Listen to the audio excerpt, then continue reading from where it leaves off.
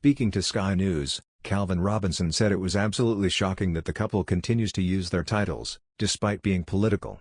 He said, "We saw, only this week, they were at an event and they introduced themselves as royalty. The royal family need to say, if you're going to be political, if you're going to keep selling yourselves to Netflix and Disney and all of the Hollywood industry, you need to take away the titles.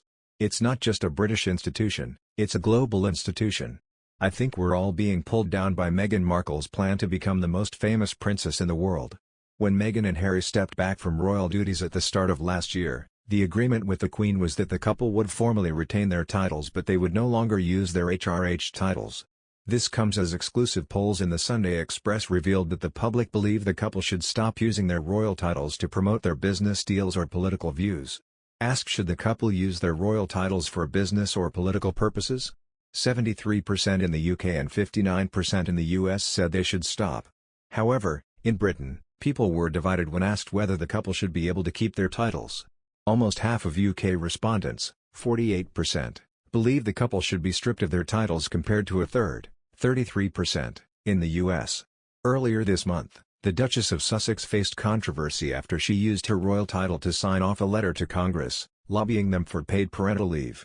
She also drew criticism for using her royal title when making a series of cold calls to U.S. politicians to lobby for the policy.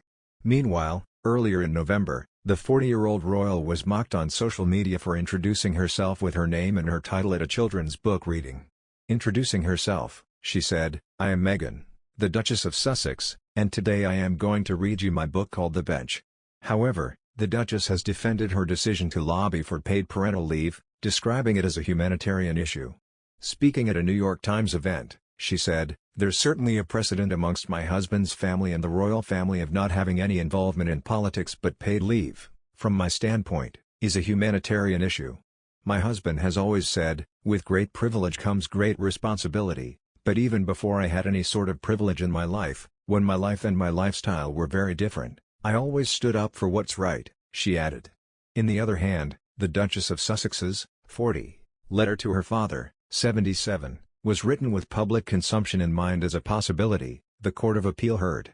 On the closing day of the three-day appeal, lawyers claimed the Duchess' father was pushed into releasing the letter as a right of reply after a 2019 People magazine article had left him in a lonely place. Andrew Caldecott QC, representing ANL, said the People article referred to the letter Meghan had written to her father and had given it a wholly misleading gloss. Mr. Caldecott said the People article claimed that Meghan had been always dutiful, supporting him throughout with incredible generosity. However, the article claimed Mr. Markle had cold-shouldered her at the wedding, in one of the most important parts of her life. The 77-year-old father had been also accused of giving a cynical and self-interested response, ignoring her pleas for reconciliation in a loving letter. Mr. Caldecott stated Mr. Markle released the letter in response to the People magazine article.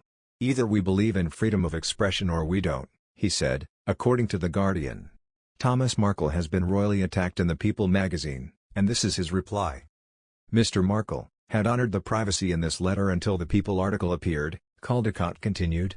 The 5-page letter was addressed to Mr. Markle in August 2018 and Meghan won her case on a summary judgment earlier this year after suing ANL over a series of articles which released sections of the letter. The articles, published in February 2019, misused her private information, infringed her copyright and breached the Data Protection Act, the Duchess claimed. Andrew Caldecott also claimed, the defendant admits it has a strongly arguable case that by the time of publication of the articles the claimant no longer had a reasonable expectation of privacy in the text of the letter, bearing in mind among other things that it was written with public consumption in mind, as at least a possibility. Or if she did, such a right has been diminished and is outweighed by Mr. Markle's right of reply, the need for correction and the wider public interest.